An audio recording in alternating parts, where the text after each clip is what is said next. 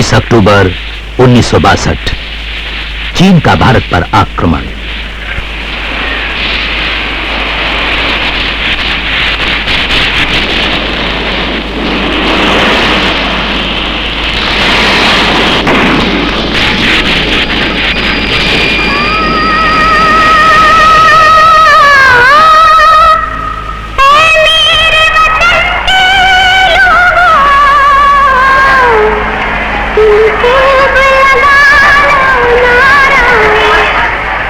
नए भारत के निर्माण का सपना देखने वाले तत्कालीन प्रधानमंत्री पंडित जवाहरलाल नेहरू भी भीतर से टूट गए थे। यह अवसर था भारतीय लोगों में नया जोश जगाने का, उन्हें अपने कर्तव्य के प्रति उन्मुख करने का। इस कार्य को एक कलम ने शब्द रूप देकर हर भारतीय के हृदय में देश प्रेम की ज्योत प्रज्वलित की।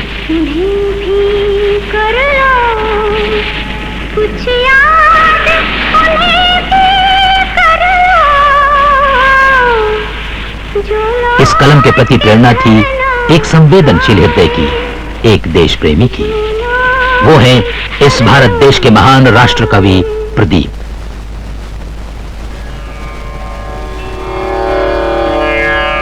उन्नीस 1914 पहले विश्व युद्ध का समय। भारत पर अंग्रेजों का राज था। हर भारतीय परतंत्र जीवन व्यतीत कर रहा था।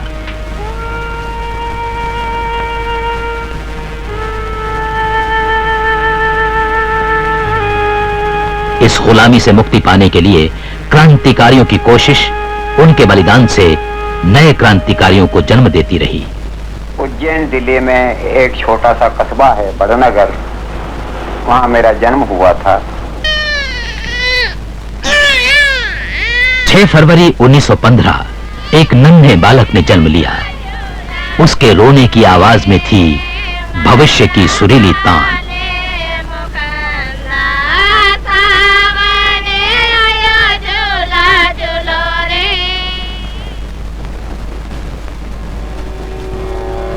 मंगल भवन अमंगल हारी, उमा सहित जहि जपत पुरारी।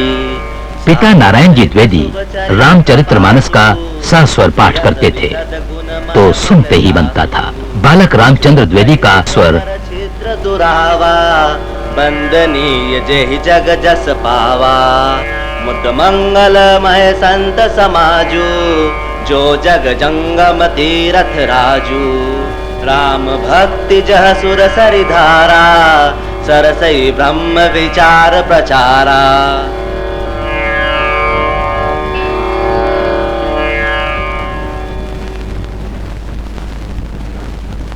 आसपास की बस्तियों से आधी आधी रात को तेजा जी, रामदेव जी और अन्य देवी देवताओं के भजनों के स्वर बालक रामचंद्र के मन में संस्कार भरते रहे। पश्चिम दिशा से मारा पीर जी पधारिया नगरी अजमल अवतारा ये वो जियो रे जी।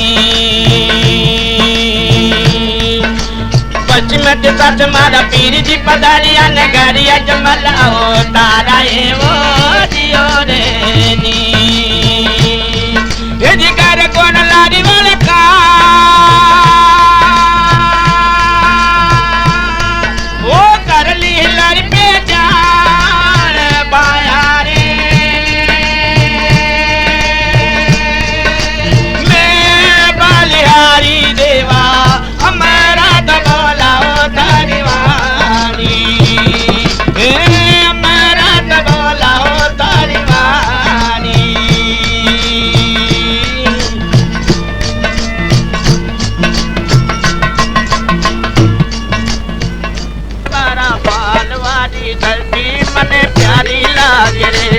मालवा की धरती मने प्यारी लागे रे। मालवा के प्रसिद्ध लोक नृत्य बालक रामचंद्र को आकर्षित करते रहे। चम्मल चिपरा और जामलाया की नदियां न्यारी। चम्मल चिपरा और जामलाया की नदियां न्यारी। कल कल करती बेटी जावे पीछे या तो क्यारी यारा मालवारी। ओ मारा मालवा की धरती मने प्यारी लागे रे, हमारा मालवा की धरती मने प्यारी लागे रे। यही संस्कार आगे चलकर गीतकार और गायक प्रदीप के गानों में झलकते हैं। बालक रामचंद्र स्कूल जाने लगे। ये वो जमाना था जब ये माना जाता था कि बिना सजा के विद्या नहीं आती। एक दिन उनके मास्टर जी ने उन्हें किसी बात पर मुर्गा बनने को कहा। बालक रामचंद्र ने मुर्गा बनने से इनकार कर दिया। आदमी को जानवर बनाया जाए, भला ये भी कोई बात हुई? विद्या तो मनुष्य बनाती है। यही विचार बालक रामचंद्र के दिमाग में थे। अपने निर्णय से टस से मस नहीं हुए और बस्ता लेकर घर लौट पड़े। जिन विचारों का निर्माण उस दौर में हुआ, उस पर वे जीवन भर डटे रहे।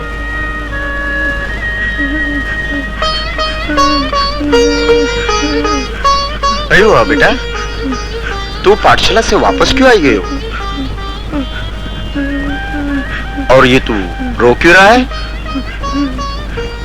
मैं पाठशाला नहीं जाऊंगा। क्यों? कहीं वो मास्टर जी ने मुझे मुर्गा बनने को कहा, मैं मुर्गा नहीं बनूंगा। मगर क्यों कहे थारे मुर्गा बनने के वास्ते? तने जरूर कुछ करी होगो। नहीं बाजी साहब, मैंने कहीं नहीं करी, मारा थोड़ी देर हो गई। हाँ, इसलिए मास्टर जी ने तारे मुर्गा बनने वास्ते कही होगो। मैंने इनकार किया तो मास्टर जी ने मारा छड़ी से पीटियो। चल, मैं थारे पाठशाला छोड़ी के आऊं।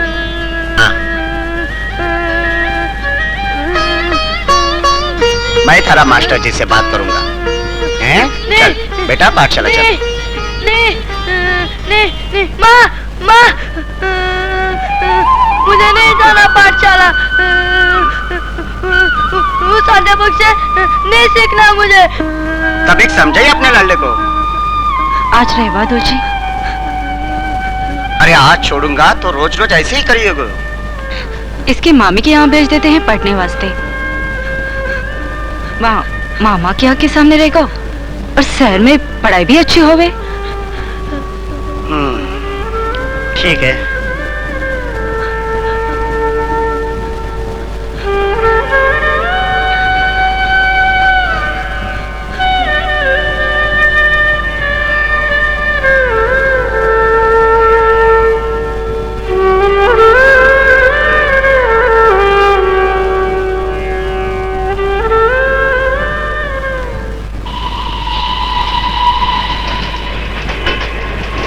बालक रामचंद्र के जीवन ने एक नया मोड़ लिया।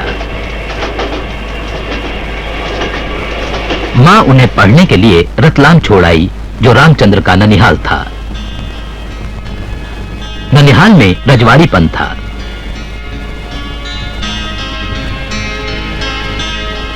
मगर रामचंद्र की विचारधारा उनके जीवन के मोड़ बदलते रहे। शाला से आवा के बाद और तो सब ध्यान रहे, पर अपना भाइयों के पढ़ाना को ध्यान नहीं रहे। खानो पीनो तो होए, पर भाइयों के पढ़ानो ज नहीं होए। नहीं, जब पढ़ा ही नहीं सको तो कल से यहाँ रोटी भी मत खा जाओ। मामी ने कुछ ऊंचे बोल बोल दिए, बस वे अपने घर लौट कर आ गए।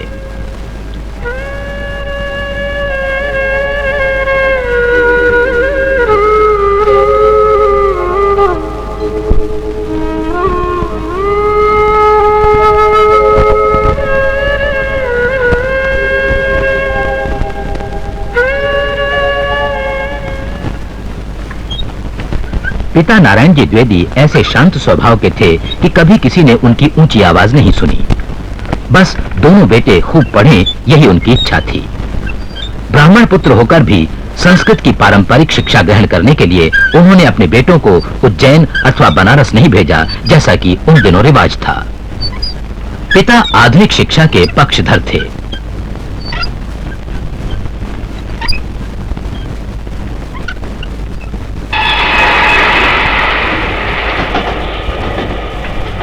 रामचंद्र इंदौर चल पड़े, जहां उनके बड़े भाई श्री कृष्ण वल्लभ द्विवेदी पढ़ रहे थे। रामचंद्र का मन अब भी अपने बड़ नगर वाले घर में था, मगर शिक्षा पाने की इच्छा भी उनमें थी।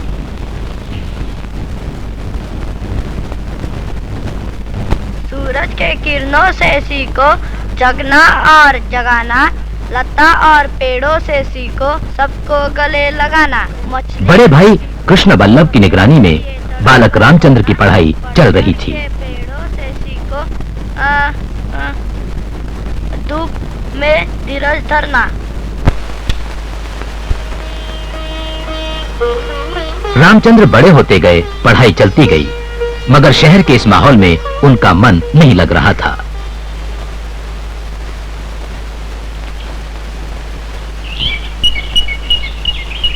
बड़नगर का वो जूना शहर, गाराखेड़ी गांव,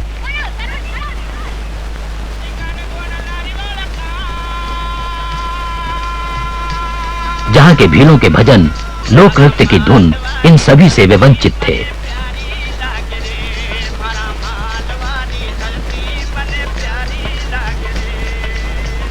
एक दिन रामचंद्र को पता नहीं क्या हुआ, बड़े भाई इंदौर से इलाहाबाद गए थे और रामचंद्र घर में अकेले थे।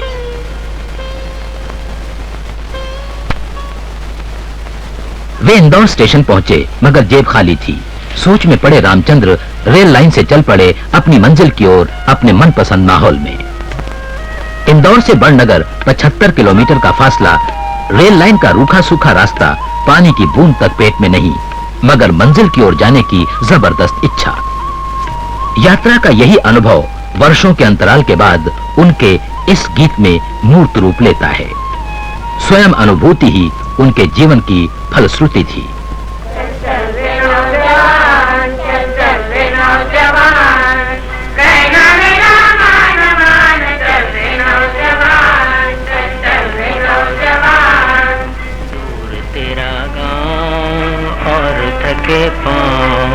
फिर भी तू हरदम आगे बढ़ा कदम, रुकना तेरा काम नहीं, चलना तेरी शान।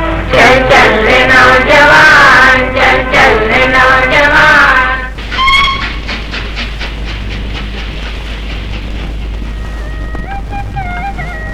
कवि प्रदीप जी का उच्च शिक्षण गंगा यमुना का त्रिवेणी संगम के सानिध्य में, यानी इलाहाबाद और लखनऊ में हुआ।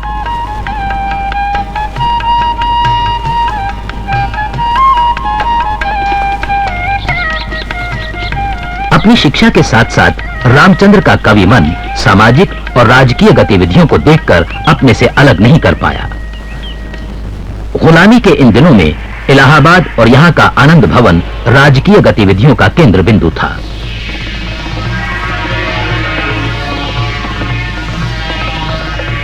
ये वो दिन थे जब नवयुवक राजकीय नेताओं के देशभक्ति पर भाषणों से प्रभावित होते थे। रामचंद्र इन घटनाओं से प्रेरित होकर आनंद भवन की सभाओं में पहुंचे। शायद इसी से उनकी देशभक्ति का स्रोत चलता रहा, जिसका स्वरूप उनके काव्य से हमेशा व्यक्त होता रहा है, जो आज भी सुनते ही हर देश प्रेमी का मन उभर आता है।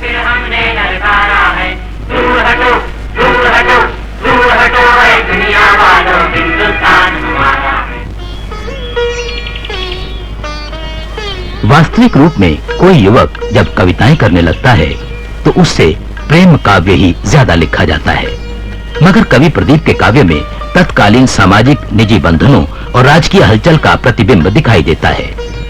इसका मतलब ये नहीं होता कि उन्होंने कभी प्रेम काव्य लिखा ना हो।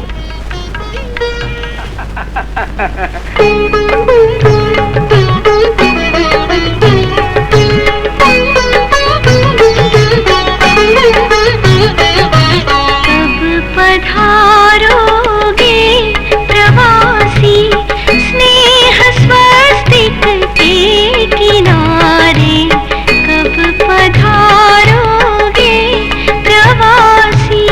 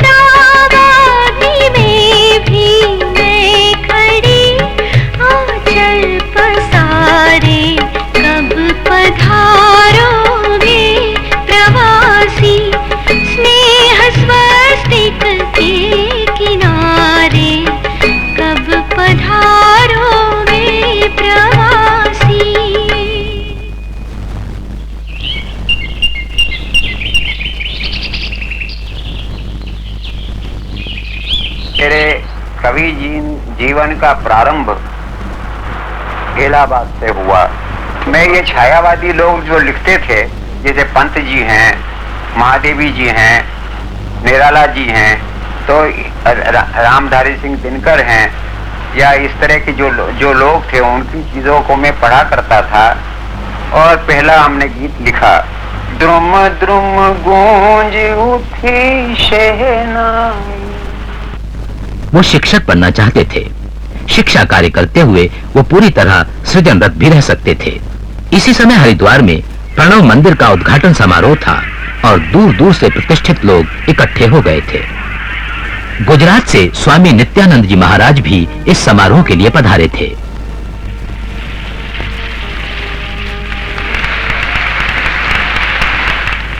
स्वामी जी ने कवि प्रदीप से उनकी रचना सुनने की इच्छा व्यक्त की। प्रदीप जी ने तुरंत उनकी इच्छा पूरी की।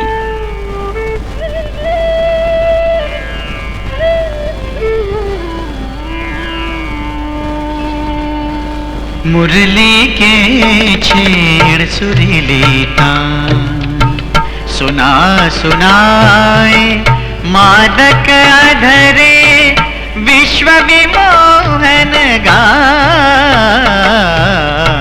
मुरली के छेड़ सुरीली तान।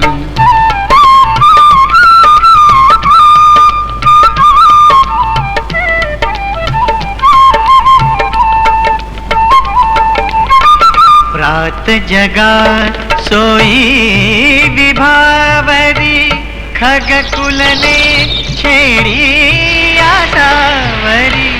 तू ध्वनि विरहित पड़ी बावरी, उठ अब सत्वर तू भी सज धज, कर ले स्वर संधान। मुरली के छेड़ सुरीली तान, सुना सुनाए मादक अधरे विश्व विमोहन गान। मुरली के छेड़ सुरीली तान। स्वामी नित्यानंद जी महाराज प्रसन्न हुए। उन्होंने कहा, आगे क्या करने का इरादा है? शिक्षक बनने का।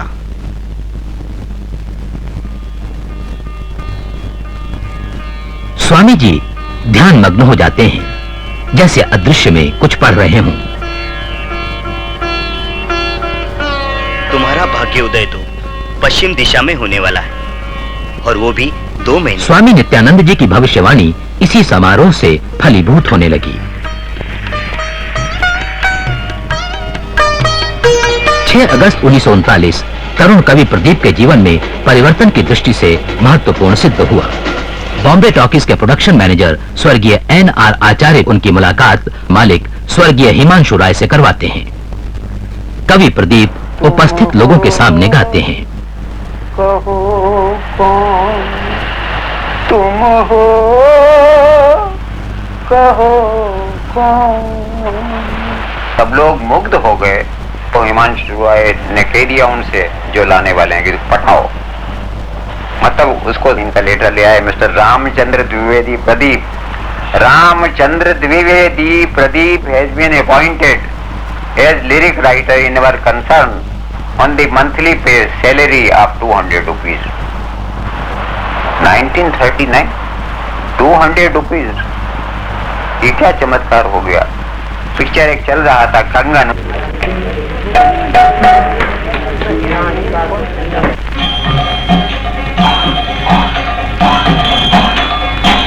मैं तो आरती उतारू राधे श्याम की, मैं तो आरती उतारू राधे श्याम की।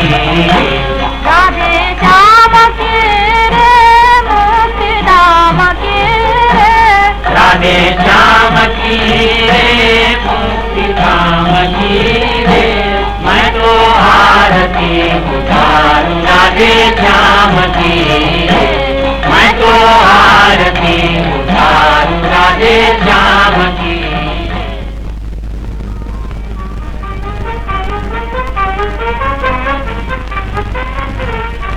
इस फिल्म की श्रेय नामावली में गीतकार की हैसियत से नाम देने का अवसर आया तो निर्माता स्वर्गीय हिमांशु राय उनके नाम से चौंक गए। रामचंद्र द्विवेदी प्रदीप को अंग्रेजी में लिखने पर अंग्रेजी के पूरे 24 वर्ण होते हैं। मालगाड़ी जैसे इतना लंबा नाम पर्दे पर आएगा कैसे? सिर्फ प्रदीप ही ठीक है। कवि प्रदीप की धर्मपत्नी श्रीमती भद्रा बहन कहती हैं, जब मेरा उनके साथ नक्की हुआ प्रदीप जी के साथ, तब उन्होंने पहला सवाल पूछा मुझे कि आपकी माँ मेरे साथ रिश्ता करना चाहती है तो मेरी शर्त है मैं आग हूँ, आप पानी बन के रहे तो अपना होगा। तो मेरे मुंह से हाँ निकल गई और आग और पानी का हमारा मिलाप हो गया। प्रदीप जी मूलतः कवि हैं, इसलिए उनके गीतों में शब्दों की ही महत्ता है। फिल्म का क्षेत्र व्यावसायिक क्षेत्र है। गीतकार को मुजरे का गीत भी लिखना पड़ता है। व्यावसायिकता की मांग को पूरा करते हुए भी स्वयं को, अपनी कला और कलम की मर्यादा को बचाकर लिखा जा सके। मुझे सर्जन का एक बुखार आता है और वो बुखार तब तक नहीं उतरता जब मेरी चीज तैयार ना हो जाए। तो मैं सड़क पर घूम रहा हूँ, मैं समुद्र किनारे बैठा हूँ, मैं एकांत में हूँ, मैं अंतरों के ऊपर बहुत ध्यान देता हूँ, इसलिए गाने का विकास होता हुआ दिखाई देता है। अब देखिए ना, ऊपर गगन विशाल में बात क्या है, हे भगवान आपने संसार कमाल का बनाया, यही है ना, लेकिन अंदाज देखिए। कुछ लोग दीप स्तंभ की तरह होते हैं जो तूफान के हर थपेड़े को अविचलित होकर सहन करते हैं और दिशा और प्रकाश देते हैं, अपनी आस्थाओं और मान्यताओं पर आगे रहने की प्रेरणा देते हैं। फिल्म क्षेत्र में प्रदीप जी ऐसे ही आलोक स्तंभ हैं। फिल्म से बड़ा और व्यापक प्रचार माध्यम न तब था और न आज है।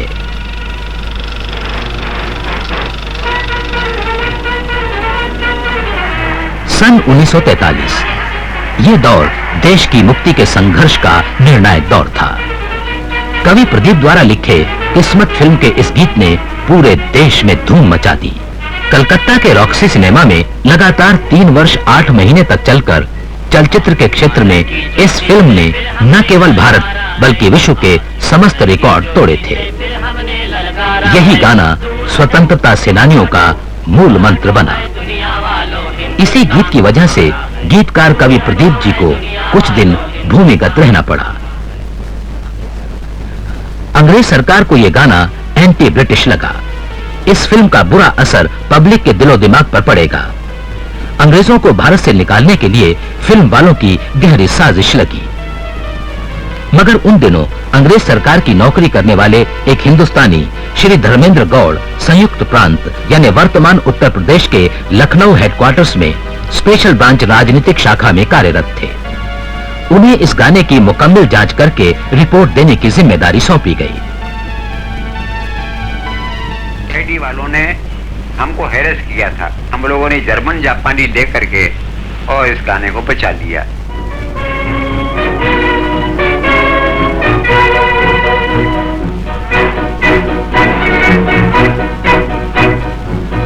हुआ है जंग तुम्हारा, जाग उठो हिंदुस्तानी, तुम न किसी के आगे झुकना, जर्मन हो या जापानी। कलम और तलवार की धार में यही फर्क है।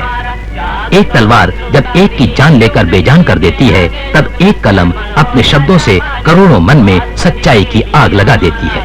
कौमी नारा है आज सभी के लिए हमारा, यही कौमी नारा है। दूर हटो, दूर हटो, दूर हटो है दुनिया वालों, हिंदुस्तान हमारा है। हिंदुस्तान हमारा बड़े दर्दनाक ढंग से हुआ था। क्या और सारी जनता एक दुखदायी दौर से गुजर रही थी। उस घटना को मैंने बड़ी नरम भाषा में एक देश के लिए लिखा था। तेरे संसार की हालत क्या हो गई भगवान, कितना बदल गया इंसान, कितना बदल गया इंसान। प्रदीप जी के मन में एक देशभक्त की लगन थी।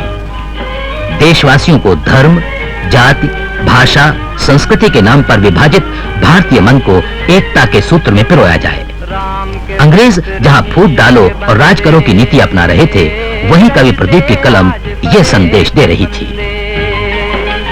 राम के भक्त रहीम के बंदे, रचते आज फरेब के फंदे। मनुष्य का चाहना आदर्श है और आदर्श यथार्थ में घटित नहीं होता। प्रदीप जी ने चाहा कि देश में प्रार्थना और अजान एक साथ गूंजें, पर यथार्थ कुछ और ही घटित हुआ। इस विद्वेष की पराकाष्ठा और सांप्रदायिक उन्माद की परिणति देश के विभाजन में हुई। की हालत क्या हो गई भगवान, कितना बदल गया इंसान। राजनीति जीत गई और मनुष्य हार गया। वहाँ से सभी उलट गए, दुश्मन की चाल के अक्षर सभी पलट गए, भारत के भाल के मंजिल। स्वतंत्रता प्राप्ति के बाद भी प्रदीप जी अपने उसी तेवर में लिख रहे थे। को टाल के सदियों के बाद फिर उड़े बादल गुलाल के। हम लाए हैं तूफान से किश्ती निकाल के, इस देश को रखना मेरे बच्चों संभाल के। कवि अपने देश का पहरुआ होता है। वो आने वाले कल के खतरे को पहचानते हैं। वो गहरे अंधेरे के पार भी देखते हैं और अंधेरे के पार भी वो वर्तमान में जीते हैं और भविष्य को देखते हैं और अपने गीतों से देशवासियों को चेतावनी देते हैं।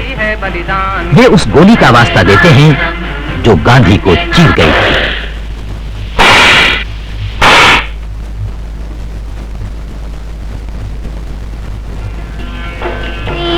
हमें आजादी बिना खड्ग बिना ढाल, साबरमती के संत तूने कर दिया कमाल। दे दी हमें आजादी बिना खड्ग बिना ढाल, साबरमती के संत तूने कर दिया कमाल। इंसान का इंसान से हो भाईचारा, यही पैगाम हमारा, यही पैगाम हमारा। जने जोर गरम बाबू मैं लाया मजेदार, जने जोर गरम, जने जोर गरम बाबू मैं लाया मजेदार। प्रदीप जी का लेखन कभी भी केवल अभिजात वर्ग के लिए नहीं रहा। उनके लेखन का आदर्श सदा से सर्वजन हिताय और सर्वजन सुखाय रहा है। प्रदीप जी शिक्षक बनना चाहते थे। फिल्म क्षेत्र में प्रतिष्ठित हो जाने के बाद भी उनके भीतर का शिक्षक लुप्त नहीं हुआ। पूरा देश उनकी पाठशाला बन गया।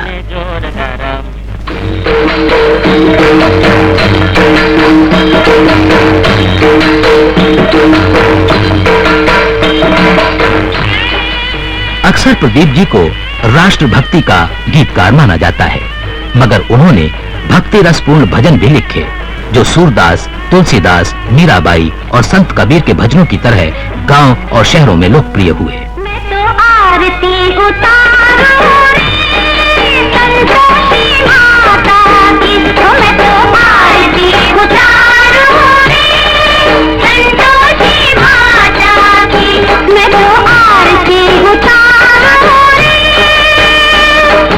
जय जय संतोषी माता, जय जय माँ, जय जय संतोषी माता, जय जय माँ, जय जय संतोषी माता, जय जय माँ, जय जय संतोषी माता, जय जय माँ।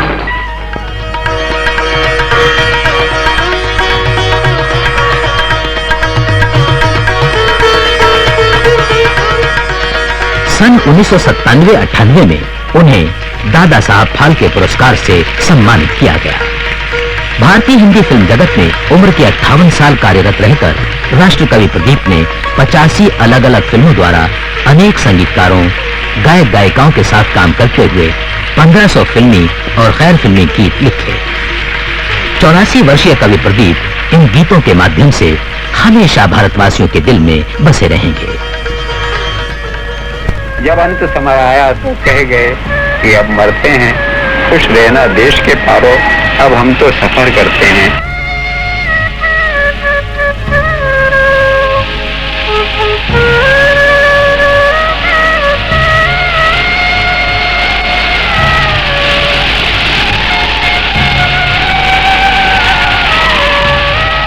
11 दिसंबर 1998 को महान राष्ट्र कवि प्रदीप जी की जीवन ज्योत हमेशा के लिए परमात्मा में विलीन हो गई।